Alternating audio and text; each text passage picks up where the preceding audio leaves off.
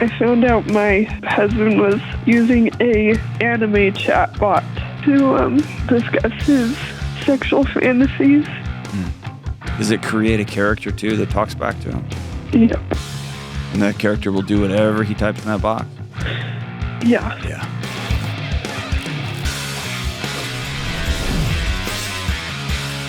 What's going on? What's going on? This is John with the Dr. John Delony Show, taking your calls on your mental and emotional health, your relationships, your marriage, your kids, whatever you got going on in your life. We got relationships just hanging on by a thread all over the planet, and relationships are what keep us all tethered together.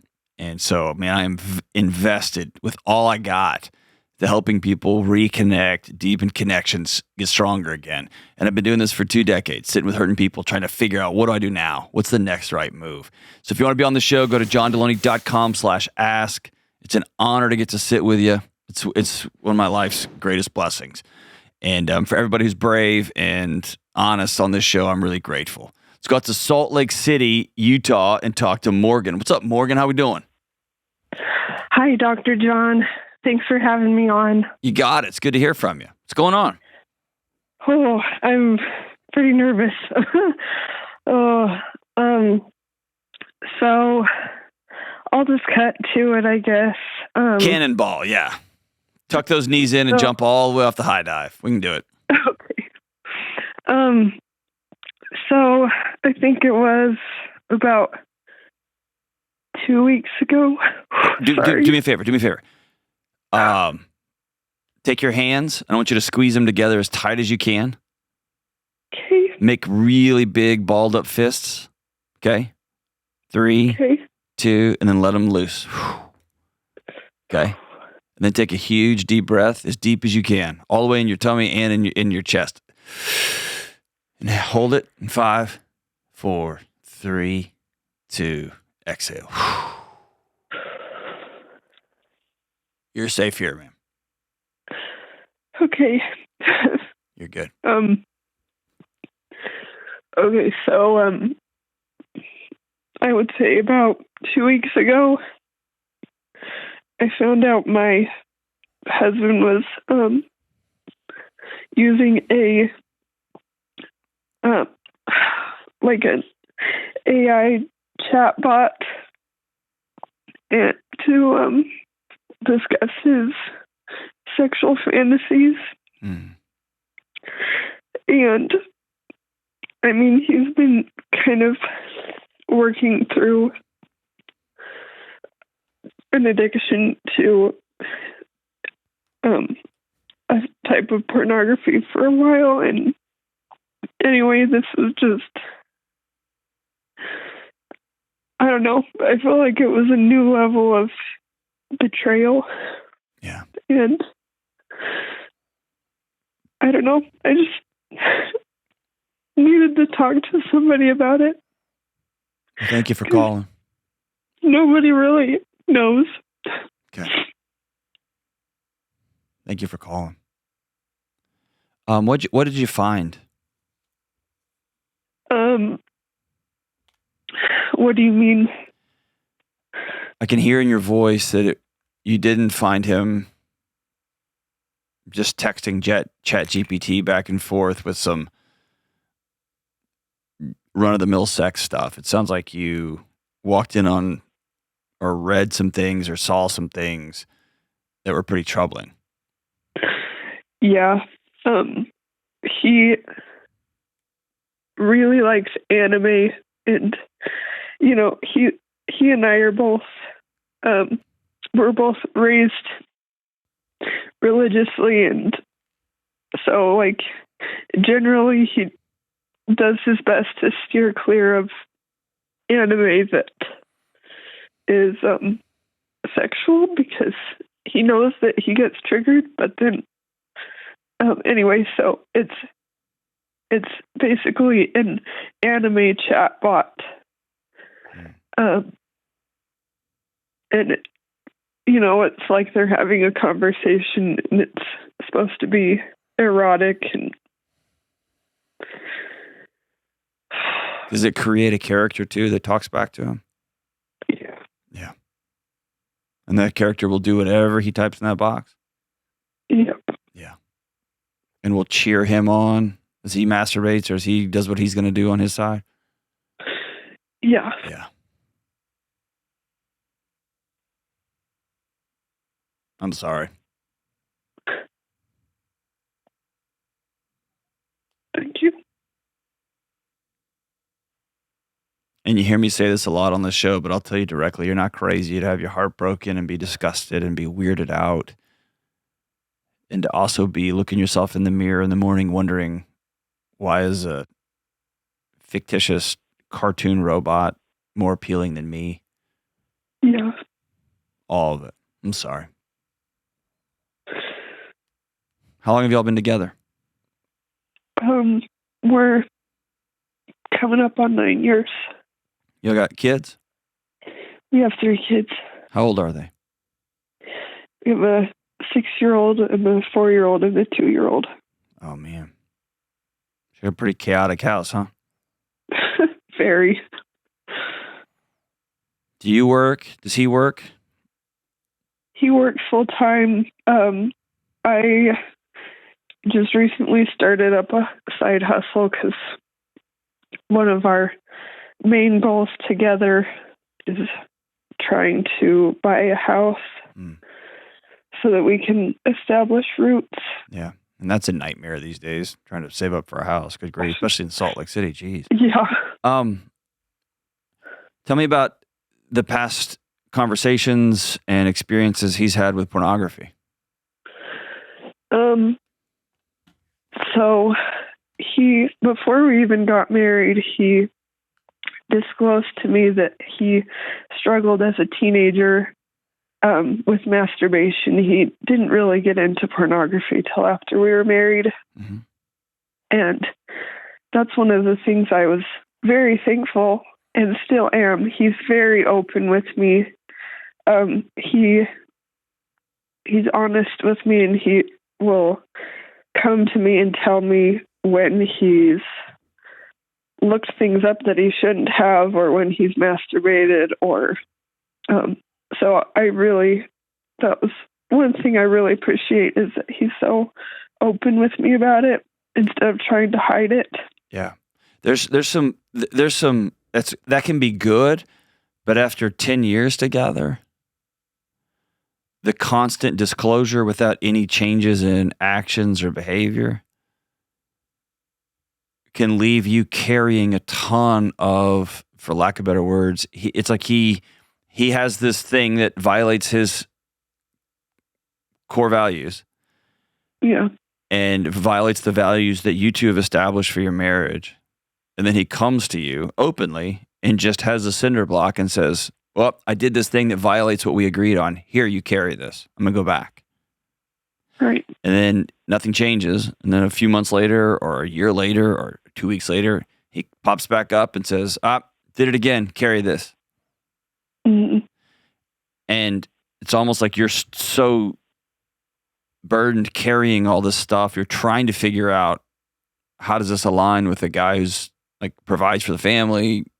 Maybe he's a good dad. He's present with these 3 little kids, whatever. And so you have to say things like, well, at least he's not doing this. Mm-hmm. And at least this isn't happening.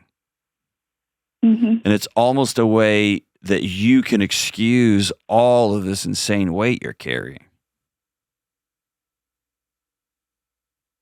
So I guess at the beginning of this call, I want you to at least exhale, and if you can, close your eyes for 2 seconds and just imagine yourself dropping all of those bricks and cinder blocks. Just set them down.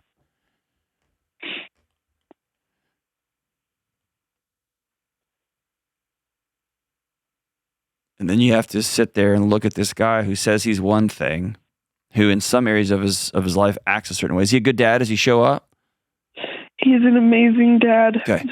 Is he a good husband?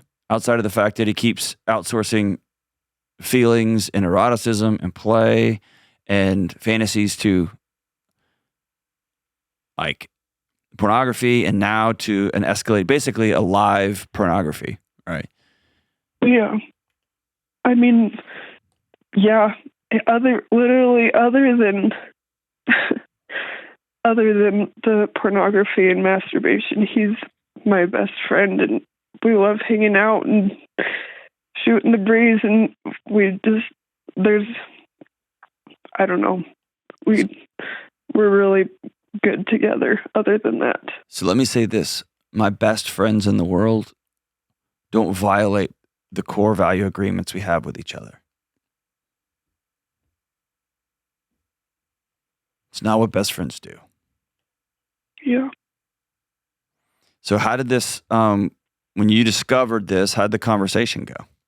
Like, I had no idea that kind of thing existed. Yeah, it does. Yeah. And it was, I don't know, a new level of shock, I suppose. And I asked him to stop.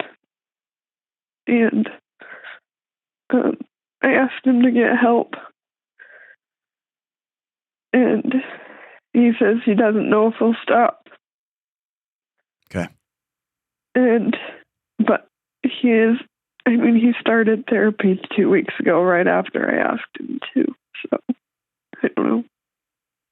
I do know that pornography like that changes your brain chemistry, and so I just am hoping to be able to help him get the help he needs to be able to rewire his brain so it's not. Yeah, I wouldn't think of it in that way because that makes it sound like he's forever altered. Mm-hmm. Right? Things are different now. There's an exposure in your marriage now. Yeah. And depending on the stuff he was looking at, I'm less worried about, like, brain plasticity is extraordinary. Up and down, like left and right, all over the place, right? I'm more worried about that you can't unsee some of the things that you saw him asking this sexual being in the form of an AI like projection. You can't unsee some of the stuff that you didn't even know was in your husband's head that he wanted to see expressed, that he was sexually excited by. Mm-hmm. It's hard to unsee and unknow that. Yeah. It's disturbing, right? Mm-hmm. So you talked about, like, I need you to stop. I need you to do these things. I want you to do something that's going to sound counterintuitive. And I want you to reclaim autonomy in this moment. Because right now you feel devastated, right? Yeah. And reclaiming autonomy happens in a couple of ways. It's you taking very serious a pen and a paper and being clear, despite the ramifications, clear about what you will and will not tolerate in your home. Mm-hmm. And then it's being very clear about what a path back to trust looks like. Because this guy blew trust to smithereens. Not only in pornography, y'all have talked about this a million times, not only in him having I'm going to call it a digital affair. Okay. He had an affair. And a really seedy, disturbing affair. Yeah. Right? Mm-hmm. And you creating a path back to what trust may look like, if you have any interest in that. Or if this was the final straw, and when he looked at you and said, I don't think I want to quit. And I'm hearing words like this. I love this AI bot. Mm-hmm. I'm in love with this thing. This bot doesn't judge me like you do. This bot will do whatever I ask and you won't, etc. However those conversations go. And you being able to say, if we're going to, I don't want to be married to you anymore. I'm done with this thing. Or you saying, this is just my husband and he does good in some of these other areas, so I'm just going to take it. I'd recommend not doing that, but you're free to do that. You're an adult. Mm-hmm. Or we're in Ash. Here's the path back. If you want me to trust you, if you want to stay married to me, if you want to stay present in the lives of your kids all the time, here's what trust is going to look like. No more screens. No more phones. We're deleting all the stuff off he's going to have to act like a child. Yeah. Like a teenager who just got caught. It's y'all going to couples counseling. And there's going to be some really tough stuff, which is you being curious, not judgmental, you being curious about, all right, I want you to teach me what is exciting about this. Mm-hmm. He's going to have to do the work to get to the level of shame that he experiences, that it's continually looking for off-ramps for intimate connection in all of these not real ways, and avoiding that with you. Yeah.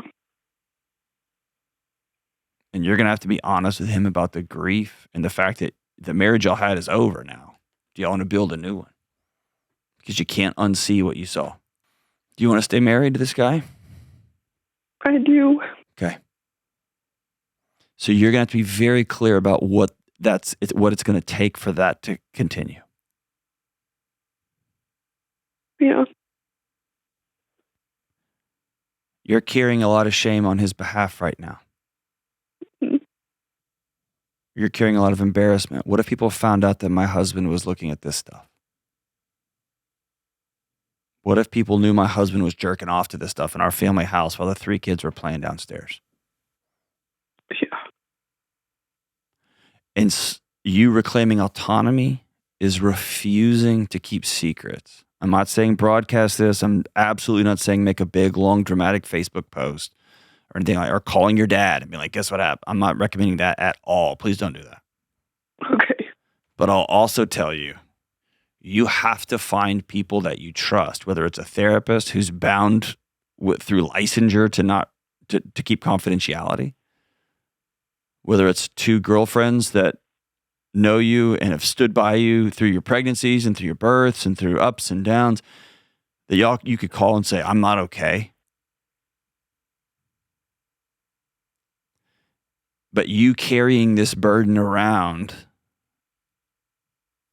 takes your autonomy. You're playing defense in your life, and I want you to switch to offense. If you want to fight for your marriage, I want to give you permission to fight for it. Here's what that's going to mean. Your husband violated things and blew things up. And so you walking around keeping all of that secret is weighing you down. And it's you saying, I'm not keeping secrets anymore. I'm not going to bleed on the neighborhood, but I'm not keeping secrets anymore. Because I need to heal from this so that I can see clearly a path for us to stay married, for us to get well together. But you're right to be out of your mind disgusted by what you saw. You're right to feel like, I think this is an affair. It's just a digital affair. Absolutely 100%, bar none. It's an affair. He created a relationship, a sexually intimate relationship with somebody else. That somebody just happens to be AI. And if people are listening to this and rolling their eyes, I'm telling you right now, AI is good. In fact, I'll say this, kind of like a Twinkie tastes better than broccoli, right? It'll kill you, but it tastes better than broccoli. AI can be better than a person because AI just says, you got it. AI just says, you're amazing. AI doesn't get tired. AI doesn't get frustrated. AI doesn't have normal emotional rhythms like regular humans do. And so it can be better, not better for you, but it can feel easier. Let me put it that way. It can be easier. Morgan, you're right to say, I don't know who you are anymore. And he's right to look at you and say, I went down a rabbit hole, I got curious, and then I got over my head, and now I'm scared to death. The fact that he showed up and said, I'll go see somebody right away, that's cool. But you're going to have to be an integral part of the healing. And you got to be prepared for him saying, I'm not moving any further. I'm a grown man, I can look at what I want to, and you're going to have to decide. As a grown woman, as someone who's going to protect her children, do I want this in my house or not? I'll be with you every step of the way, Morgan. You call me anytime, and I'll sit with you. I hate that you're going through this. And everybody listening, this is our future that we're staring at, this right now. And so if you haven't had conversations about AI relationships, about interactive digital pornography, about anime pornography. And by the way, it's already moved to not just cartoons, but there are AI people that will do whatever you want. It looks like a person. It looks like it talks like a. I mean, it's as real as it can be. Better have those conversations now. Because we have started a Manhattan project on an arms race on building this thing, and it is already everywhere. Thanks for the call, my sister. We'll be thinking about you. Your hurt and your pain and the violation you feel is very, very real. Unlike this digital relationship that your husband thinks he has. We come back. A woman asks how to support her son after his girlfriend's parent hit him. Yikes. We'll be right back.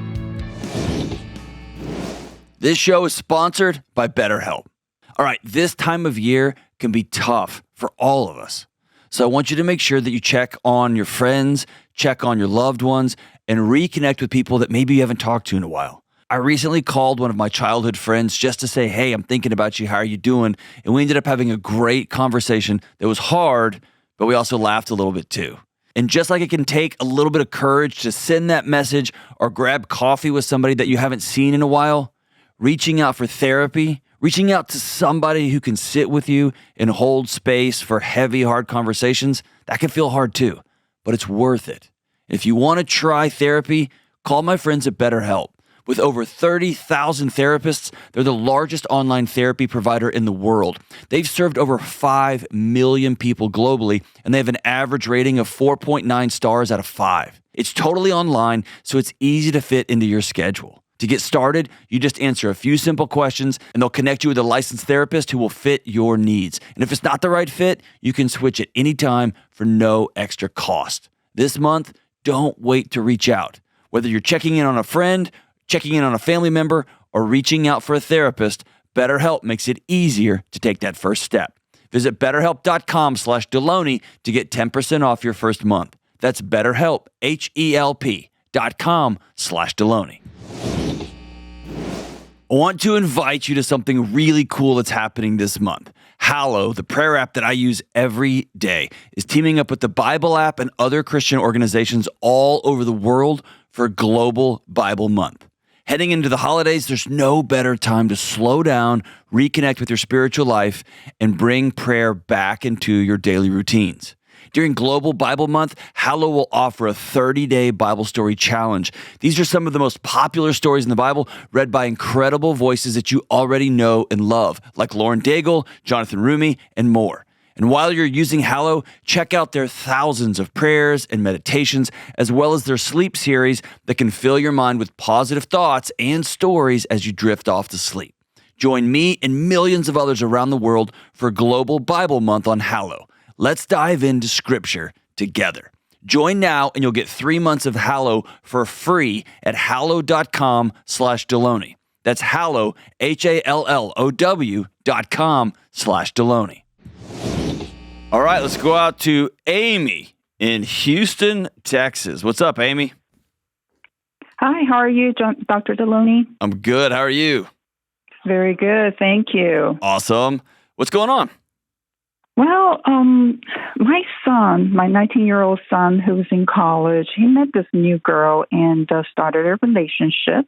It seems like the parents are very strict. So when they met him as a friend, they liked him. But apparently they did not approve their daughter to be dating, even though she's in college. So when she told them that she's dating my son, they went as far as initially cutting her off to support her financially. Why don't they like your son? I don't know. He's a lovely young man. Well, of course you say that. You're his mom. Like, what reasons is he telling you that they're saying we're cutting her off? Because they didn't want her to be dating. Oh, so it's just any guy. Your son just happened to be with the wrong person at the wrong time? Wrong person, the wrong time. And so her parents are nuts. Like him when they met him. Yeah, sounds like it. I mean, you don't have to, yes, they are. Okay. But hey, you know what? They're nuts, but they can do what they want to. If she's on their dime, if she's taking money from them, they get to set the rules, I guess. All right, so your son found a girl at college. They started dating. Mom and dad went BA, NA, NAS, cut her off, and then what happened? cut her off. And she's like, you know what? It is what it is. And she was brave and she was independent. I don't need them. I got full ride scholarship and everything. I make a little bit of money for my spending. How you like them apples, Mom and Dad? Good for her. Yeah, absolutely. But then that same night when I met her the first time and learned all of this, the parents went to her dorm where my son had taken her back. And apparently they got into an argument. So she asked my son to be next door while they sorted out their family business. Then my son next door heard that she got slapped. The mom slapped her. So he immediately opened the door and stepped out. Then the mother slapped my son. Ooh, where I'm from, which is Houston, like you, we say, oh, hell no. Exactly. This other mom hit your kid? Correct. Whoa. Did he call the cops? Well, so I guess the residential, the hall staff did that. Yeah, good for them. The cops showed up. I used to work in housing. I trained them well. Good job, right? So they called 5-0. And then what happened? Then they asked my son if he wanted to press charges, and he declined. Okay. And then the father pulled him aside, talked to him, even though my son says that he's scared of the father. But they talked him down. And then after that, the girlfriend asked him to leave, which he left and came home and told me all about this. What did the father say to your son? I am not sure. I would find out. Sure if he pulled him aside and said, hey, my wife is nuts, and that should never have happened. I'm sorry that happened. You're a good kid. I'm getting her out of here. Like, if that happened, that's one that gives me some information. Doesn't undo what happened, the assault, but it gives me a clue. That's true. If he leaned over and said, "Oh, you think that's bad, young man? You press charges, and I'll find you." Like, right? I want to know what that guy said. Oh, actually, good point. So I don't know if he said any of what you just described, but he did ask my son for his driver's license, and my son declined as well. So I'm not going to give you my driver's license because at that moment, my son felt threatened. He was afraid of him, and he didn't want him to come and charge in our house with a gun. Yes, all of that, yes. And it's not he didn't feel threatened. He was threatened because the other adult hit him in the face. Yeah. Yeah, and we don't do this in our house. We don't grow our kids. We never lay hand on our kids. So, of course, when I heard this, I was furious because how dare you, whoever you are, lay your hand on my son? Of course. But my son, of course, when he was telling me and my husband about this, he immediately defended the girl because I think we put an image in our head is our family values don't match. I don't think this is going to go anywhere. Well, I can tell you it's probably not. Having worked with college students my whole life, it's probably not. Yeah. And y'all are right to say, I don't want you around her. I don't want you around them. They're unsafe people. They're neurotic. You don't have one adult hit. Okay, the only thing I would say is if they walked in and your son was sleeping with their daughter, I would say it's wrong that she hit him, but I could understand. Does that make sense? It's not right, but I could get that. If they walked in and they were sleeping together and dad grabbed your son by the collar and pulled him out in the hallway and said, I want all this information from you, I would say you can't do that. It's against the law. You can't put your hands on a kid and demand their license. Who do you think you are? But I would understand. This doesn't sound like that at all. No. And so can I tell you this? I always had a rule that I always taught parents of college students and high school students. And that is, if something doesn't smell right, it may not be right. Okay? So I know you love your son. Sweet, sweet, sweet little son, precious son. Of all of the crazy interactions I had with college students over 20 years, very, very rarely did something like this happen unprovoked. Okay. I would love for you to circle back and say, all right, son, I've done some thinking and I love you. The story that you're telling me sounds nuts. What really happened? And he might say, it is exactly as I told you. And then I'd want you to follow up and be like, I want you to tell me exactly what that father pulled you aside and said. Because here's the deal. If he pulled him aside and said, I want your license because I'm coming for you, boy, then I'm going to suggest your son go back and press charges, less for this particular moment, but I want it documented. I want them to know we're not scared of you, and we're going to use the legal processes to protect.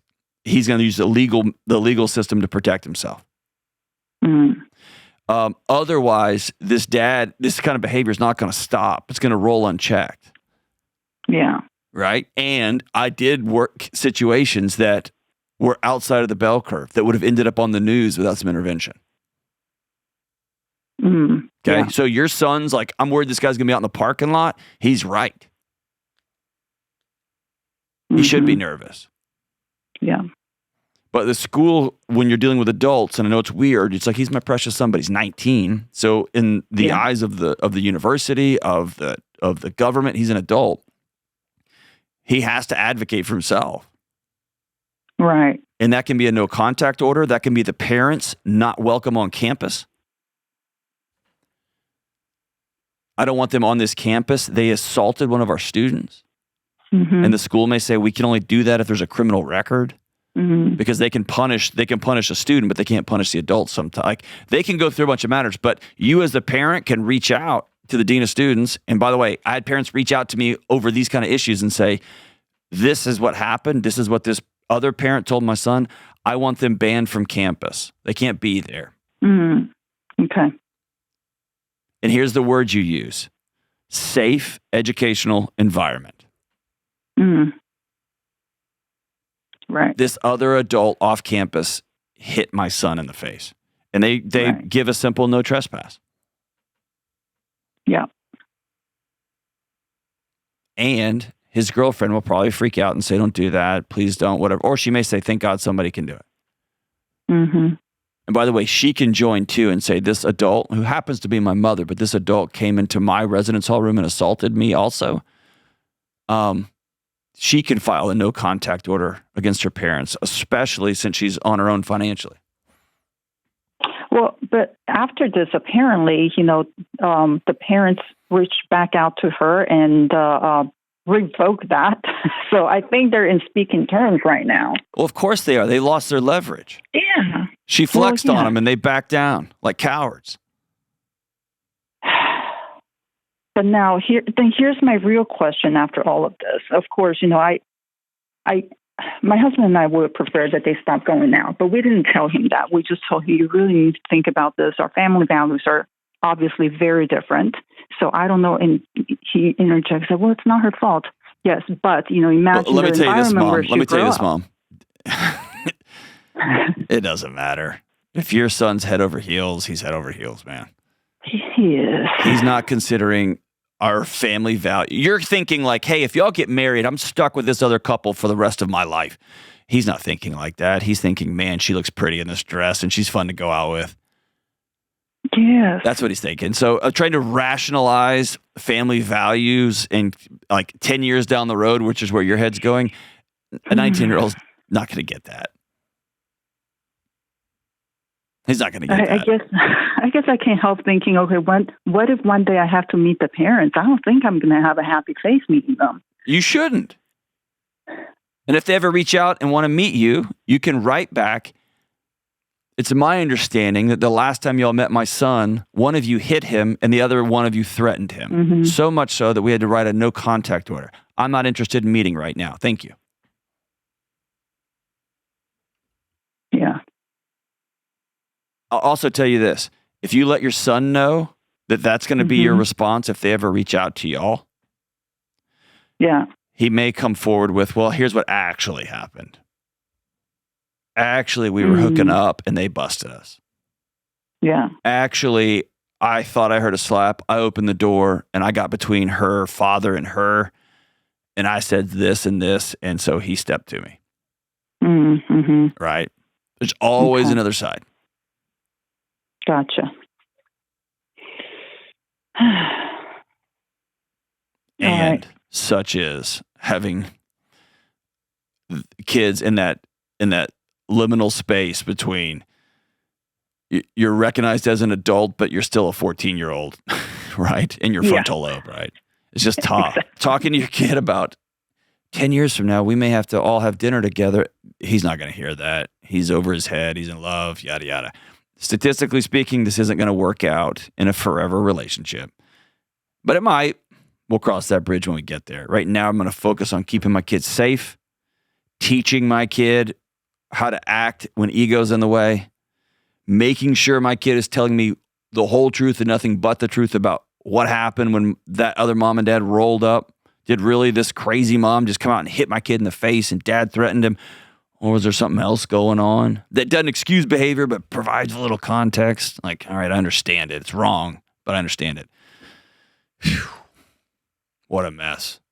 What an absolute mess. That would be the next right move. And being scared that he's going to get his heart broken again, here's the truth, Amy, he probably is. He probably is. That's the nature of dating. That's the nature of being in like head over heels. That's the nature of trying to figure out. Let me put it this way. Even if they get married, she's going to break his heart and he's going to break hers. That's love. That's connection. That's marriage. That's all of it. It's dating. It's making sure that you don't do anything that would keep him from ever calling back out and calling home. And it sounds like you all have done an amazing job raising a young man who knows, A, if there's somebody in distress, I'm going to go get involved. Awesome. And I can call home and check in with my parents. Well done, Amy. But now y'all got to do the next right hard thing. When we come back, a man asks how to handle expecting twins while feeling unsupported by his wife. We'll be right back. I'm beyond thrilled to announce that Montana Knife Company has now joined my team. For years, I have used one company for every knife I need. Montana Knife Company. These knives are designed, tested, and built by real hunters and real cooks. My family and I use these knives in the deepest parts of the woods, in back river creeks, and in our kitchen. When you first pick up a Montana Knife Company knife, you can feel their perfection and their quality. They're the sharpest knives you will ever use right out of the box. They're the easiest knives to sharpen, and they're the toughest knives out there. My grandkids and my great-grandkids will fight over who gets these knives long after I'm gone. They make incredible holiday gifts, and they always sell out before December. Montana Knife Company does limited runs, and so you gotta get them while you can. Give the outdoorsman and the cook in your life knives they'll actually use and pass down someday. Go to montanaknifecompany.com to see what's available right now. That's montanaknifecompany.com. Toledo, Ohio. Holy Toledo. Let's go out to Toledo and talk to Corey. What up, Corey? Hi, how you doing? Outstanding, brother. How are you, man? I'm super excited.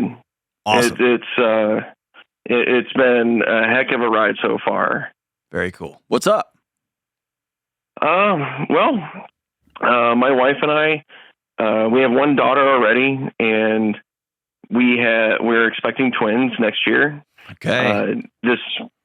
It's been such a great, thrilling experience so far. It's brought me closer to my wife, and it's just been this moment, but I cannot help but feel like all this weight on me, and I can feel it in my chest. Tell me about it. I have to say, like, I have been like the most stressed in my entire life for the last month.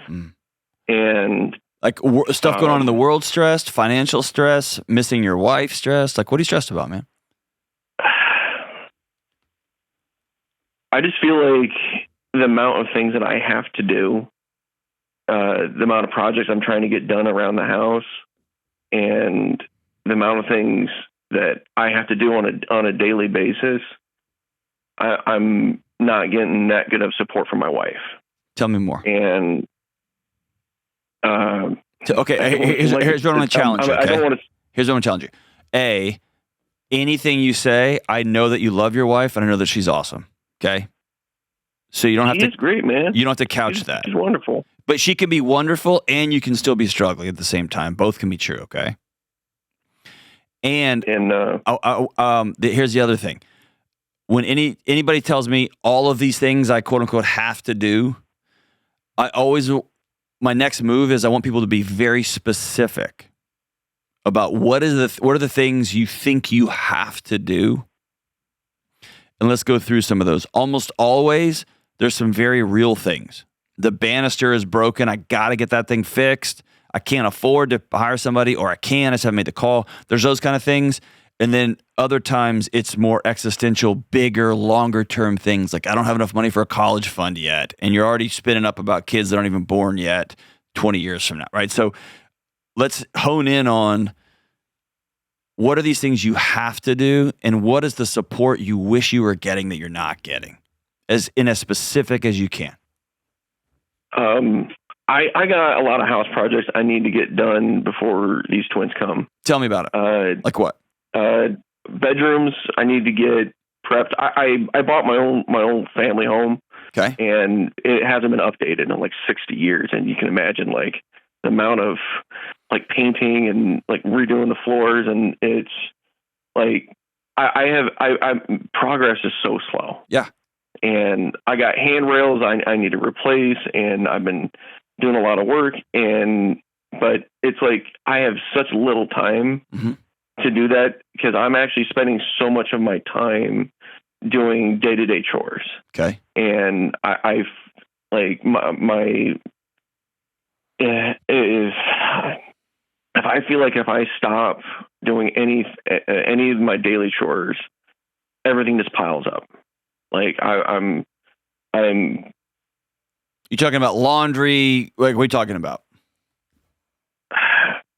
Me and my wife, we've had a mismatch when it came to doing chores. Somehow this has been an argument that we have never solved. And it's more or less for the fact that I take care of my own laundry. She takes care of her own laundry. But it's like in the last several months, she's had really bad morning sickness. She is nauseous so much of the time. I understand that. I'm like, okay, I will take care of everything I can. But I'm at the same time, I'm like I feel like I'm having to do everything.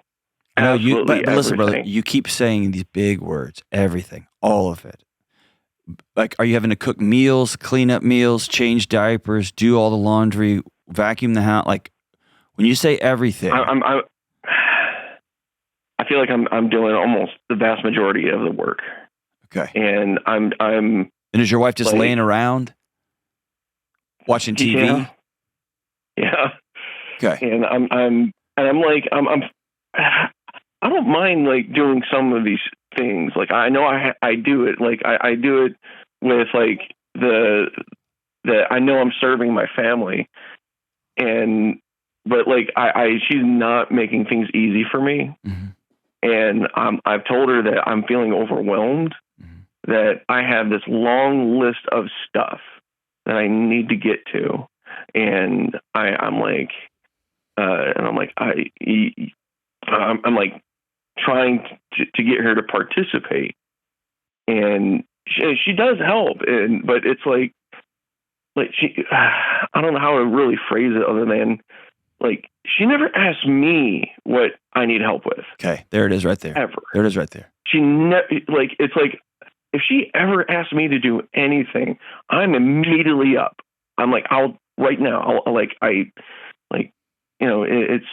I'm just struggling for the fact that it's like, I just feel overwhelmed. Let me throw two things out here and see if this resonates. Number one, you're working really hard to see and to know and to celebrate your wife. Yeah. And she, through her actions, isn't caring to see how exhausted and stressed and overwhelmed her husband is, not interested in knowing how she can love him today, and is not even interested in celebrating this guy. If anything, we're going straight to challenge. Hey, you need to do this. What happened to here? Why not this? And chores have become the proxy war in your house. I'm wondering if recognizing that as chaotic as your life is with one kid, knowing that 2 more are coming, and it's not going to be 2 times the craziness. It's going to be 100 times the crazy. Yeah. If this is not exposing a core fracture in your marriage, and you're freaking out, and you should be. Because the thought of this continuing, this level of you open your eyes and you think, how can I love and serve her today? And she opens her eyes and doesn't really care about you at all. That gets super magnified with 2 infants on top of a toddler. And I want you to at least exhale with me. And I know it's not as easy as just, it sounds like you've tried to talk about this stuff. I wonder if y'all have talked about it superficially. What about this? We got to get this fixed. I got to paint this room. You don't even care about that. Well, I've got morning sickness. You don't even know what it's like to carry 2 kids, and it's just kind of surface level stuff. But this sounds like a guy who is quietly asking himself, do I want to stay in this thing? Because she doesn't care about me.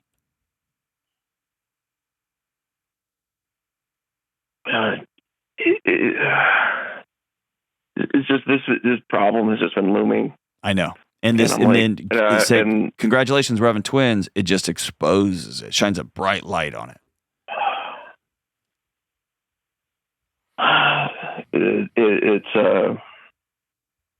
And then this has been like the crushing stress, and I'm. I know, but really trying to listen to hard. me. I know, brother, and you don't have to defend yourself with me, okay? And we don't have to, like, just pile on your wife. I trust you that she's a good wife. I trust you she's a good friend. I trust you she's a good mom, and that she's feeling terrible because she's carrying 2. She's trying to make 2 humans right now. I get that too. The core, deeper issue is you don't feel seen and known in your own house. And here's a good example. My wife had an emergency appendectomy about 3 weeks ago. 2 weeks later, she went back to the ER with a completely different abdominal emergency. Maybe a week later, I was having to carry a lot around the house. And she was the biggest cheerleader possible. So it wasn't about me having to do a bunch of work. It wasn't about me having to not do some stuff that I wanted to do or needed to do because I need to take care of my wife. I got to get my kids to school, those kind of things. Wasn't that. It wasn't staying up all night in the emergency room. It wasn't that at all. It was the fact that I know that she saw me and she knew me, and she would say regularly, come here and hold my hand. I'm just so grateful for you. So it wasn't about the work. It was about we're on the same team. And it happens vice versa. Yesterday, I was out of town speaking at an event, and I knew that she carried it all, the whole thing, the kids, dinner, food, the house, everything. And when I walked in, my immediate thing was to head to her and say, dude, thank you. So what I'm hearing you say is less about the stress of carrying it all, and it's the stress of carrying it all alone. Here's a couple of things you can do. You can't control her, so you have to exhale and let that go. Like you waking up every day wanting her to be different than she's going to be is a recipe to drive yourself mad. What you can choose to do is pull out a piece of paper, or you sound like an Excel spreadsheet kind of guy, and put every house repair job you can think of. Have a vomit fest. Put it all down. The little stuff, the big, the quarter round, to the ceiling, popcorn ceiling I need to scrape off, to the new this, to refinish, all of it. Put it all down on a piece of paper. And then be very honest, even if you need to get a buddy. Y'all go get a drink and go hang out, and then you get a buddy, and y'all look at this list and say, if 2 twins walked in the door today, not ideal, but could they live just fine with these unfinished projects? And I guarantee you for 95% of those projects, the answer is yes. And you make the choice, cool, I'm going to do these after the kids are born. It's not what I wanted. It's not ideal, but I'm making myself insane. Or you sit down and tell your wife, I can't be married like this anymore. I need you to change, and I'm going to change. And that doesn't sound like that's going to be an effective conversation for you and your wife.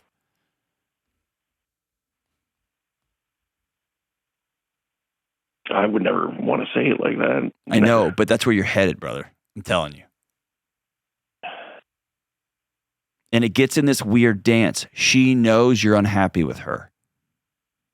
And either she doesn't want to, or she doesn't have the tools, or she feels sick because she's carrying 2 kids. Whatever the thing is, she doesn't know how to come back to you.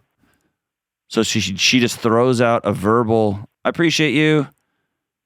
And that actually puts gasoline on your fire because you start thinking inside, well, why don't you show it? Why don't you just ask me how you can love me today? Why don't?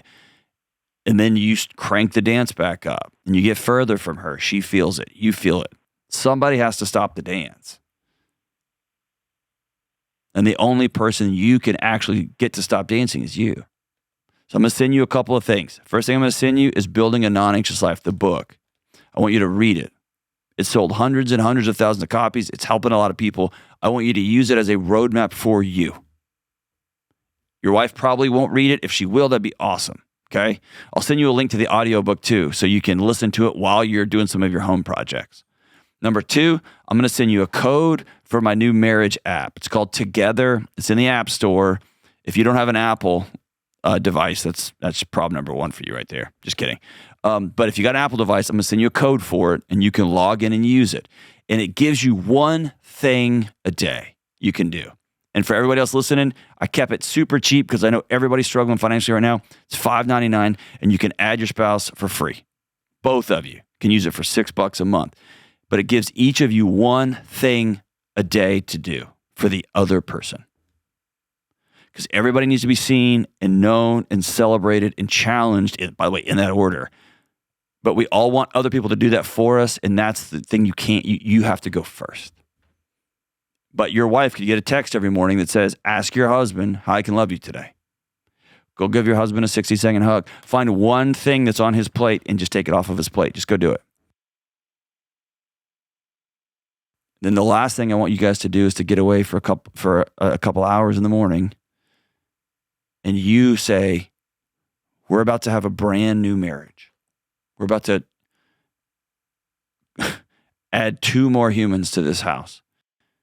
How do you want to feel when I come home every day? What do you want this marriage to look like? Because our old marriage is over. We're going to build a new one. How do you want this thing to look? I don't know. All right, here's how I would love this to look. I'd love to hear from you. I feel like we're really far apart from each other right now, and I miss my girlfriend. I miss my wife. And what I'm finding across the country is people who will wake up every day and decide I'm going to do one thing for my partner. People who will have those harder conversations about how I can love you today. How can I love you today? What's your picture of today look like? People who do that. Chores take care of themselves, man. People get plugged in. Projects get put off or they get finished or whatever. But it's not more important than us. But it's you getting beneath the spinning and the ruminating and the I've got to, and really being clear about here's what I have to do. There's a huge hole in the floor of the Tyler's new bedroom that they'll drop all the way to the first floor. I got to fix that hole. I don't have to pull the wallpaper off. I'd love to get this done before they come home. It's not going to happen. I'm moving on. On and on and on. You sound overwhelmed, Corey. You got to find a couple of people you can exhale and put all this stuff out of your head, out of your body, onto paper, into real life conversations. And then ask yourself, what must be true moving forward? Thanks for the call, brother. We'll be right back. All right, folks, big news. If you've listened to my show ever, you've heard me talk about my struggles with sleep. I'm thrilled to announce that I've joined forces with the makers of the best sleep solution that I've ever found, my new friends at Beam and their amazing nighttime dream powder. I was so impressed after taking Beam's Dream Powder. I called a few of my neighbors who are former athletes at the professional and Olympic level. They're the first ones who told me about Beam, and I was like, hey, is this for real? And they shared similar experiences with me. Beam's Nighttime Dream Powder can dramatically improve your sleep and ultimately change your life. It's made with proven ingredients like magnesium, theanine, epigenin, melatonin, reishi, and other compounds that your body actually uses and recognizes. And it's delicious. And here's the kicker. I wake up sharp, not groggy. There's no hangover, and I'm able to give my family the time and effort and consideration they need and deserve. Right now, my listeners get early access to Beam's cyber sale up to 50% off with my code Delony. You can snag Dream for just $32.50. That breaks down to just over $1 per night for great sleep. Go to shopbeam.com/Delony and use my code Delony. Do not miss this sale. That's shopbeam, BEAM.com/Delony and use code Delony. All right, Kelly, you said something cool happened. What is it? All right, this is from Mariah in Winnipeg, and she writes, "It's been a long season of healing around here. My GPS pin started ringing alarm bells 6 years ago, and I began my journey to joy enlisting all of the supports. Counseling, your podcast, spiritual advisors, mentors, health and fitness, and somatic release." Dang, dude. What is somatic release? That's what I did. It's body healing. Your body holds trauma in different places, and it's the worst, and it's the best. Oh, all right. So she said, "You name it, I've added those tools to my toolkit. I was an overstimulated mom haunted by childhood trauma and living in fear of inflicting the same pain on my own kids. I like to say I forgot how to have fun. Fast forward to last night. I had my 2 oldest kids in fits of belly laughter because I was being spontaneously silly. Thanks for the inspiration to solve for peace. I'm not there yet, but I'm tangibly closer than I was 6 years ago, and my relationship with my kids is benefiting." Amazing, amazing, amazing. I'll take 0 credit for that. I'll take 1%. Just put it on the table. Give you all the credit. What was her name? Mariah. Mariah. Give you all the credit for actually saying, I'm worth this, my kids are worth this, and taking the next right step. That's amazing. Amazing. Therapy, spiritual advice, health and fitness. Man, doing the body work with trauma healing. That's amazing. I'm proud of you. It's awesome. And there's few things on the planet more awesome than being with your kids when they are belly laughing. It's one of the greatest moments in the world. Congratulations. Stay on the path. Love you guys. Bye.